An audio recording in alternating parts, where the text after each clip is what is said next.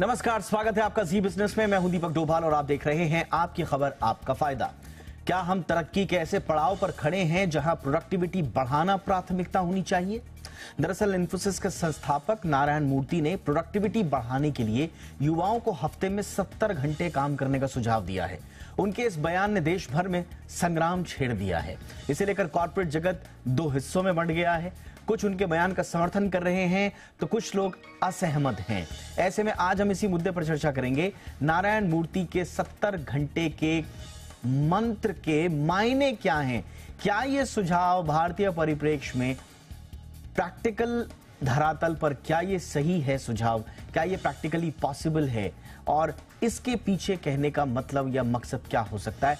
अगर ऐसा हो तो फिर सेहत, जिससे जुड़ी हुई बहुत सारी रिपोर्ट्स आ चुकी हैं कि ज्यादा काम से प्रोडक्टिविटी तो छोड़िए, सेहत पर भी उसके विपरीत असर पड़ते हैं। फिर उनका क्या होगा, उन चिंताओं का करेंगे विस्तार से बात खास मेहमानों के साथ। लेकिन पहले रिपोर्ट देख लीजिए।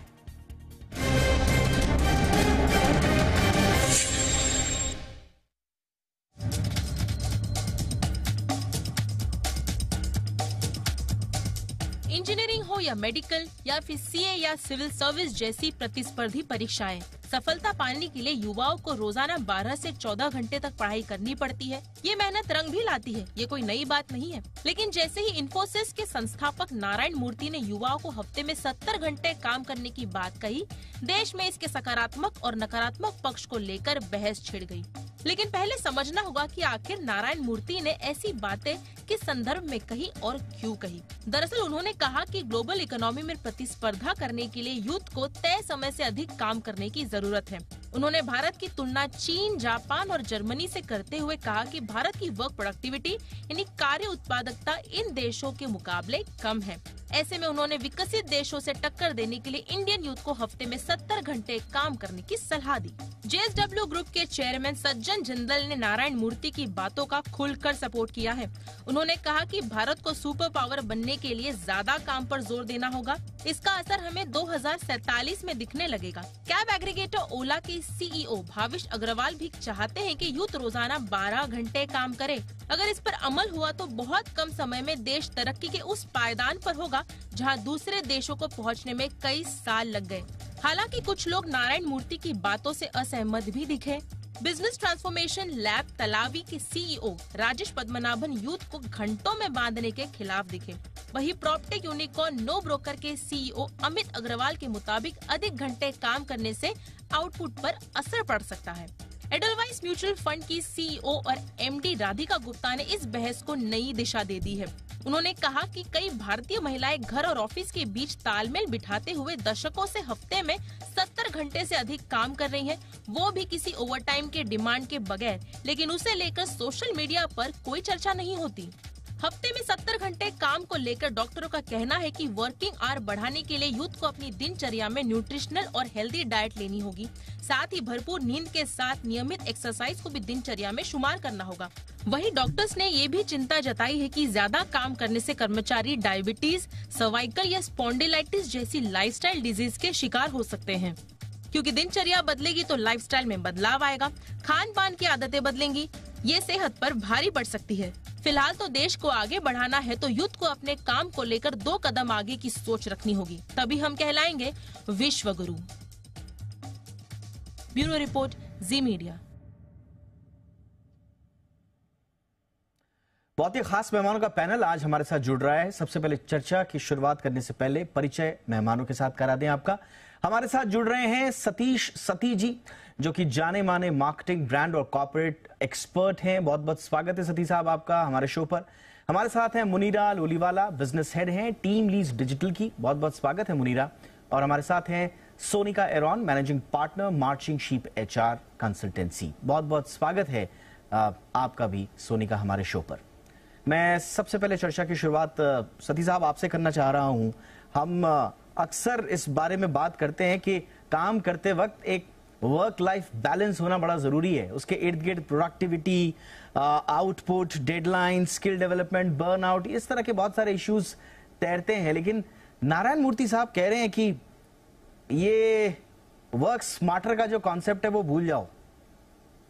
कह रहे हैं कि आप 70 घंटे काम कीजिए। पॉसिबल है सर? और आपकी राय इस पर क्या है?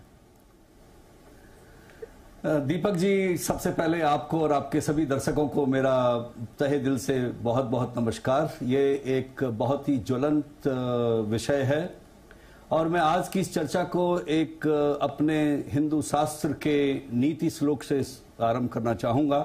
यह बहुत से आपके दर्शकों ने, आपने सभी सुना होगा। कहते हैं कि उद्यमेन ही सिद्ध्यन्ति कार्याणि न मनोरथे, न ही सुप्तस्य सिंहस्य प्रविशन्ति मुखे मृगा। यह नीति का श्लोक आज की चर्चा और आने वाले युवाओं की कार्यशैली, उनकी क्षमता, उनकी मेहनत को एक दिशा जरूर देगा। उद्यम की परिभाषा बहुत सालों पहले कही गई है कि बिना उद्यम के एक बैठे हुए शेर, सोते हुए शेर के मुख में भी मृग प्रवेश नहीं कर सकते। अगर हम इस बात को एक बड़े व्यापक दायरे में देखा जाए तो यह 16 आने सत्य है कि उद्यम का, हार्ड वर्क का, प्रोडक्टिविटी एनहांसमेंट का कोई दूसरा और उपाय नहीं है।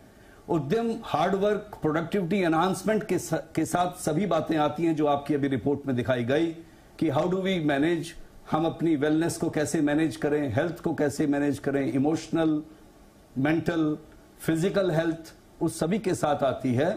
लेकिन यह सब एक सबसेट हैं ओवरऑल हार्ड वर्क के। हार्ड वर्क के साथ जुड़ी हुई बातें हैं प्रोडक्टिविटी एनहांसमेंट की। जब हम अपनी तुलना विश्व के प्रतिष्ठित देशों से करते हैं, जैसे कि China, Korea, south Korea, America, Europe के कई देश, उन सभी देशों के पुरानी पीढ़ी ने जरूर किसी न किसी एरिया में, और यह कहा जाए कि सभी क्षेत्रों में जबरदस्त मेहनत की होगी, जिसका नतीजा आज है कि आज हम हर चीज के लिए पाश्चात्य जगत की तरफ देखते हैं। हिंदुस्तान ने भी, भारत ने भी कई क्षेत्रों में बखूब मेहनत की है और उसका नतीजा आज हम स्पेस रिसर्च में देखते हैं, जहां की स्पेस रिसर्च में इंडिया की सैटेलाइट कंधे से कंधा मिलाकर के साइंस और टेक्नोलॉजी और इनोवेशन में विश्व के दूसरे देशों से या तो बराबर है या उनसे कई मायनों में आगे भी हैं। बट सतीश सर, उसी प्रकार साइंस और सतीश सर, यहां पर एक बहस ये हो रही है कि लॉन्ग आवर्स ऑफ वर्किंग आखिर कैसे हार्ड वर्किंग है, और कम समय में अगर कोई व्यक्ति उस काम को कर ले रहा है, उतनी ही शिद्दत के साथ कर रहा है, उतने ही समर्पण के साथ कर रहा है, तो फिर वो हार्ड वर्क की श्रेणी में क्यों नहीं आ रहा है? ये क्यों कहा जा रहा है कि जब तक आप 70 घंटे काम नहीं करेंगे तब तक वो हार्ड वर्क नहीं है, आप हार्ड वर्किंग नहीं है? देखो, मेरे ख्याल से दीपक जी, इस चीज को हमें शब्दों के माध्यम से परे हट करके एक बड़े ब्रॉड स्पेक्ट्रम पर देखना होगा। अगर कोई इंटेलेक्चुअल कार्य कम समय में किया जाता है इफेक्टिवली, तो आप उसको घंटों के मायने में नहीं तोल सकते। लेकिन अगर आप इसी चीज को दूसरे पटल पर देखेंगे, जिस प्रकार आप चाइना की प्रोडक्टिविटी पर एम्प्लॉय और पर ह्यूमन प्रोडक्टिविटी रेंज को आप देखेंगे, तो हिंदुस्तान से कई आगे है। तो आपको ये एक ही तराजू के पलड़े पर सभी चीजों को नहीं तोल सकते। हर क्षेत्र में तकनीकी, labour industry, intellectual industry, science and technology में आपको इसको अलग अलग नजरिए से देखना होगा। ऑल राइट सर, मैं आगे बढ़ता हूं। अमित कुमार अग्रवाल भी हमारे साथ जुड़ चुके हैं, सीईओ हैं नो ब्रोकर के। बहुत बहुत स्वागत है अमित, आपका भी। उससे पहले मैं फटाफट से मुनीरा के पास आना चाहूंगा। मुनीरा, आपका इस पर टेक क्या है? Working for an extended period, ये डेडिकेशन दिखाता है, ये इफेक्टिवनेस दिखाता है, ये क्वालिटी ऑफ टाइम मैटर करता है, या अगर हमको दिया गया टास्क है वो हमने इफेक्टिवली अगर पूरा कर लिया, उसको हम कहेंगे फोकस्ड हार्ड वर्क? किस तरह से श्रेणी को लिया जाए? ये 70 घंटे की पूरी परिकल्पना आपको क्या नजर आ रही है? देखिए, मेरे हिसाब से चाहे मिस्टर मूर्ति हो या कोई भी उनके अनुसार जो सक्षम लीडर्स हैं हमारे देश के, वो मेरे ख्याल से ये कहना चाह रहे हैं कि इसको 3 हिस्सों में समझा जाए इनकी बात को, या किसी भी इस प्रकार के लीडर को। एक, जो हम समय देते हैं वर्क डे में, क्या उस समय का हम उत्पादक जांच रहे हैं? एक तो ये हुआ। दूसरा, मनुष्य या जो एम्प्लॉई है वो अपनी योग्यता और अपनी सक्षम के अनुसार उस काम को क्या उद्देश्यपूर्ण खत्म कर पा रहा है? और तीसरा, कार्य को जो पूर्ण करने का प्रभाव है वो क्या कंपनी के गोल्स और ऑर्गेनाइजेशन के एक्सपेक्टेशन के हिसाब से? मेरे ख्याल से ये 3 चीजों पे ज्यादा ध्यान देना चाहिए। दूसरी एक इम्पोर्टेंट चीज जो मेरे अभी सहयोगी मित्र ने कही, भारत 2005 या 2006 में तकरीबन जनसंख्या जो लाभांश होता है, डेमोग्राफिक डिविडेंड जिसे हम कहते हैं, उसमें भारत की प्राप्ति हुई है। यह स्थिति 2055 से लेकर 2056 तक के आसपास रहेगी, जहां पे भारत का वर्किंग एज पॉपुलेशन 2030 में अपनी शीर्ष स्तर पर होगा, विच इज 69%। मेरे हिसाब से बुलावा ये है कि जो यंग एम्प्लॉय वर्कफोर्स है वो आगे आकर किसी भी देश की प्रगति के प्रमाण में अपने कार्य को पूरा करे और अपनी जो क्रिया या काम करने की जो क्रिया है उसको बदले। मेरे ख्याल से दिशा इस तरफ है। अब उसमें चाहे आप 70 घंटे काम करें या आप अपने प्रोडक्टिविटी के हिसाब से काम करें, ये हर एक ऑर्गेनाइजेशन और हर एक एम्प्लॉई को मिलके इसको स्ट्रेटेजाइज करना। मैं एब्सोल्युटली मैं इससे पहले सोनिका के पास जाऊं, मैं क्विकली जरा अमित के पास आना चाहूंगा। मैं अमित, एक बहुत दिलचस्प रिएक्शन अश्नीर ग्रोवर का मैंने देखा। उनका एक लाइन जो लिखा था, वो कह रहे हैं कि सारे लोग ये क्यों सोचते हैं कि यंगस्टर्स की लेजीनेस की वजह से ही भारत जो है वो डेवलप नहीं हो पाया, और हर कोई आता है कि साहब हमारे यंगस्टर्स जो हैं वो काम नहीं कर रहे जितने घंटे उनको करना चाहिए, वो एटीट्यूड नहीं है। ये इस ऑब्जर्वेशन से आप सहमत हैं? और आपका अपना टेक भी जरूर बताएं। तो देखिए जी, मैं तो मिस्टर मूर्ति से कंप्लीटली डिसएग्री करता हूं, और ये बहुत ही स्वेटशॉप टाइप की का कमेंट है। मेरा तो कहना ये है कि खासकर सर्विस इकोनॉमीज में, जो कि हमारी इंडियन इकोनॉमी है, और हम लोग तो खुद ही, मैं नो ब्रोकर चलाता हूँ, which is a service based startup, real estate based startup. Output matters much more. तो आप, जो आप काम कर रहे हैं उससे फाइनली आउटपुट कितना हो रहा है। हर किसी मनुष्य की एक एबिलिटी है दिन भर में काम करने की। अगर आप दिन में 10, 12, 14 घंटे काम करेंगे तो आप इंटेलेक्चुअली अलर्ट कितने घंटे हैं, और उसके बाद बचे हुए टाइम में आप बस बॉस को दिखाने के लिए बैठे हुए हैं या ये 70 घंटे पूरा करने के लिए बैठे हुए हैं, कि आप सच में कंट्रीब्यूट भी कर रहे हैं। हाँ, मैं ये जरूर डिस्क्लेमर डालूंगा कि हमेशा हर किसी के लाइफ में ऐसा टाइम आता है जब उसको सब कुछ बैलेंस छोड़ना पड़ता है, और किसी एक चीज के पीछे बुरी तरह से पैशन होके पढ़ना पड़ता है, और तब 70 आवर्स अ वीक बनता है। फॉर एग्जांपल, हमने जब नो ब्रोकर कंपनी स्टार्ट करी तो बिल्कुल 70 आवर्स अ वीक काम किया।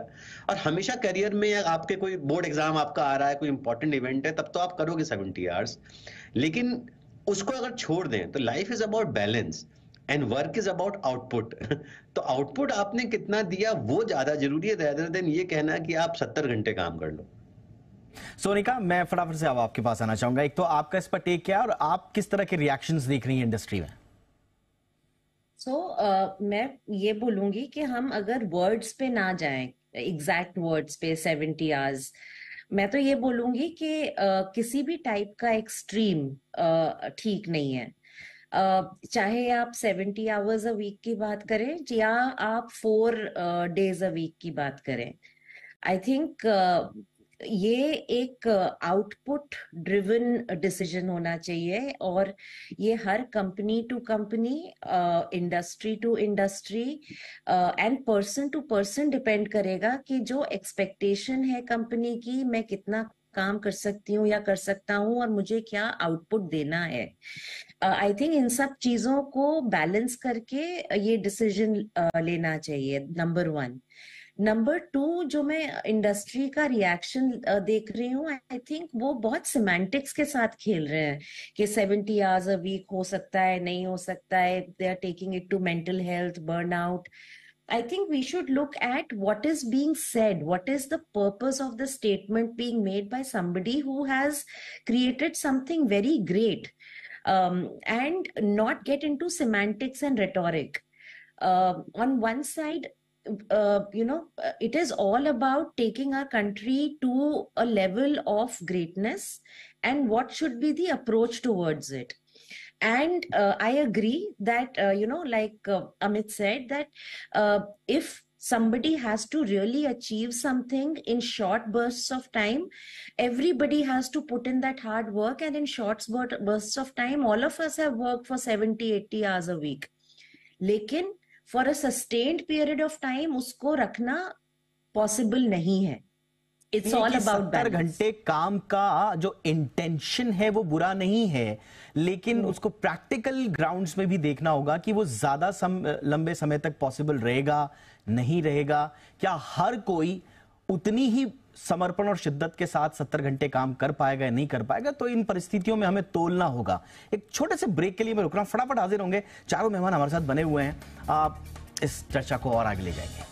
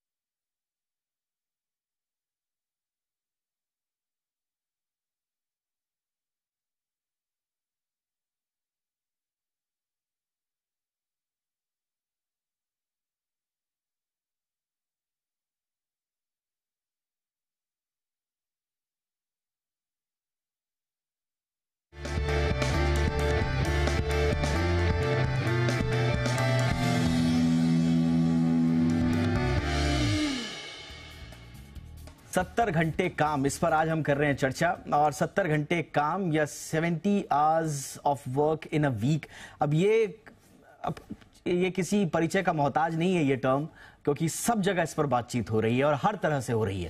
साथी साहब, अब आपके पास ही आना चाहेंगे। अब सवाल वही है कि कहा यह जा रहा है कि जब एक स्टार्टअप करने वाला, जब कोई प्रमोटर हो या ओनर हो, उसके संदर्भ में तो ये फिट बैठता है कि 70 घंटे काम करे। जैसे इलॉन मस्क तो 70 क्या, वो तो 100 घंटे काम करने की बात कहते हैं। तो उनके संदर्भ में समझ में आता है कि जो लोग ओनर्स हैं या जो लोग अपना स्टार्टअप कर रहे हैं, बट एक एम्प्लॉय के संदर्भ में ये बात ज्यादा लोगों के गले नहीं उतर रही।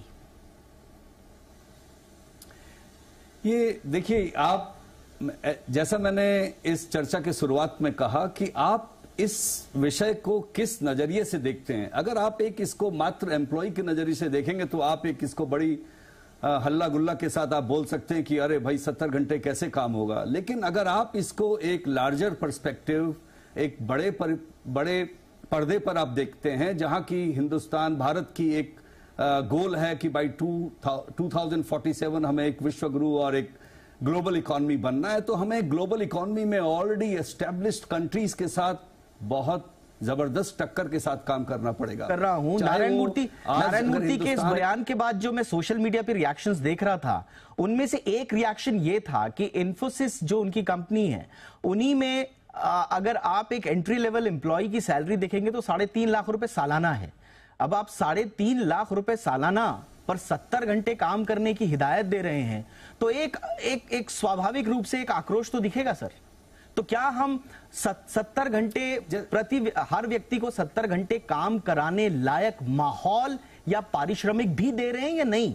हाँ, ये एक अच्छा आपने शब्द यूज किया कि हमें माहौल, एक इंफ्रास्ट्रक्चर, ओवरऑल इंफ्रास्ट्रक्चर के अंदर सभी चीजें, सभी पैरामीटर्स इन्वॉल्व हैं।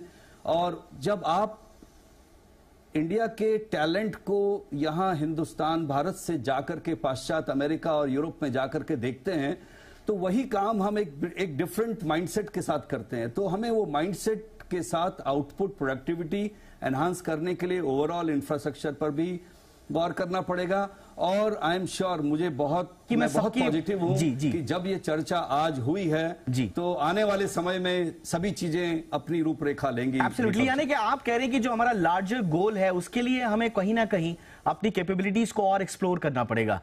बार बार बात की जाती है, मुनीरा मैं फटाफट से आ रहा हूं आपके पास, बार बार बात की जाती है कि साहब अमेरिका में तो ऐसा होता है। ये वही अमेरिका है जहां पर 1886 का श्रमिक आंदोलन हुआ था मैम, जहां पर हमने 15-15, 16-16 घंटे जो मजदूर काम करते थे, उन मजदूरों को 8 घंटे पूरी दुनिया में काम के अधिकार मिले, इसी अमेरिका से मिले, इसी पश्चिम से मिले। ये मजदूर दिवस पश्चिम का दिया हुआ है। स्वाभाविक रूप से मजदूरों के खून पसीने का आंदोलन वो था, लेकिन समझने पर बाध्य तो हुए। अब उसी पश्चिम का हवाला हम देते हुए कह रहे हैं कि साहब भारतीय तो कुछ काम ही नहीं कर रहे हैं। तो ये कहां का सोच है? मेरे ख्याल से ये जो परिभाषा है, हम किस परिभाषा में इसको ले रहे हैं, ये वो है।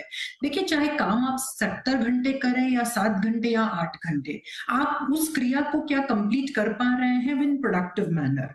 चाहे वो स्टार्टअप हो, अमित जी ने कहा स्टार्टअप के दौरान काफी सारी ऑर्गेनाइजेशंस है जिन्होंने 70 घंटे क्या उससे ज्यादा भी काम किया होगा, जबकि कितने ऐसे स्टार्टअप्स है जिन्होंने 70 घंटे काम नहीं भी किया है। ये मैटर करता है कि आप अपने स्ट्रक्चर और ऑर्गेनाइजेशन के गोल्स को किस तरह अलाइन करते हैं। देखिए, एज एन एम्प्लॉई हमें ये जानना है कि क्या हम अपने काम को मॉनिटर करते हैं। जो मेरा आउटपुट है आज की तारीख में, आउटपुट की रिस्पॉन्सिबिलिटी किसकी है, कंपनी की अकेले की या मेरी एज अ वर्कर की। जब ये रिस्पॉन्सिबिलिटी ज्वाइंट हो जाएगी तब मेरे ख्याल से आउटपुट बेहतर होगा, आप उसको बेहतर मैनेज कर सकेंगे और मॉनिटर कर सकेंगे। तो सवाल ये है कि जो हम डाल रहे हैं, जो हमारी योग्यता के हिसाब से, जो हमारी जो संख्या है उसके हिसाब से जो हम डाल रहे हैं, उसका आउटपुट किसको बेनिफिट कर रहा है। आपने एक उदाहरण दिया कि इन्फोसिस के जो एम्प्लॉइज है उनकी सैलरी इस तरह की है, क्या आप इस सैलरी के लेवल के लोगों को एक्सपेक्ट करेंगे कि वो दिन के 12-14 घंटे काम करें? सवाल उस चीज का नहीं है। सवाल ऐसे देखिए कि क्या आप उस यूनिट को, कंप्लीट यूनिट को 70 घंटे किस तरह से रोटेशन में चला सकते हैं। ये भी एक ऑप्शन है, और काफी सारी आईटी कंपनीज ने इसी ऑप्शंस में 3 शिफ्ट्स के काम लिए हुए हैं जहां पे आपका रोटेशन 70 घंटे से भी ज्यादा है। तो जो काम है वो सिर्फ एक एम्प्लॉय के लिए 70 घंटे नहीं है, ये एक कॉल आउट है ऑर्गेनाइजेशंस के लिए, एचआरस के लिए और जो लीडर्स हैं उनके लिए, कि आप अपने कल्चर, वर्क प्रोफेशनल और अपने एम्प्लॉय की वर्क लाइफ बैलेंस को किस तरह से रियलाइन करेंगे। तो ये एक इंपॉर्टेंट चीज है। अमित, एक काउंटर आर्ग्यूमेंट इसमें ये आता है हमेशा से, जैसा कि सती साहब ने भी कहा कि हमारे गोल हैं 2047 तक डेवलप्ड कंट्री का तमगा हासिल करना। अब उसके साथ तो जो हमारा मौजूदा प्रोडक्टिविटी है, जो हमारा माइंडसेट है काम करने का, उससे काम तो नहीं चलेगा। तो आप 70 ना सही, लेकिन कुछ ना कुछ तो आपको ऐसा करना पड़ेगा कि लेवल अप हो, आप दिखें, क्योंकि वो अभी स्पार्क नजर नहीं आता। ये काउंटर आर्ग्यूमेंट आता है, इस पर आपका टेक सर। तो देखिए, ये बात तो ठीक है, ये तो काफी मैथमेटिकल बात हो गई कि अगर कोई देश 70 घंटे काम करेगा तो देश आगे जाएगा कंपेयर टू वो देश जो कि यूरोप, जो कि परहैप्स 4 दिन काम कर रहा है। तो बात केवल वहीं की नहीं है। अब इसमें तो और कोई इस पे काउंटर आर्गुमेंट कर सकता है कि जॉब्स कितनी है इंडिया में, क्या मेन प्रॉब्लम केवल आउटपुट की है कि इंडिया में मेन प्रॉब्लम बेरोजगारी की भी है। तो वो भी अपना एक डिस्कशन है। मैं बस ये कहना चाहूंगा कि इसमें तो कोई शक ही नहीं है कि जितने बड़े नारायण मूर्ति हैं उतना शाम में से कोई भी नहीं है। लेकिन इसका मतलब ये नहीं है कि किसी बड़े आदमी ने कोई बात बोल दी है तो उसको वैसा वैसा माना जाए। और ना हम ये बोल सकते हैं कि उन्होंने अगर 70 घंटे बोला है तो 70 घंटे को छोड़ दो, उस कॉन्सेप्ट पे डिस्कस करें। भाई 70 घंटे उन्होंने कहा है तो उसी पे डिस्कस किया जाएगा ना, जो उन्होंने कहा है।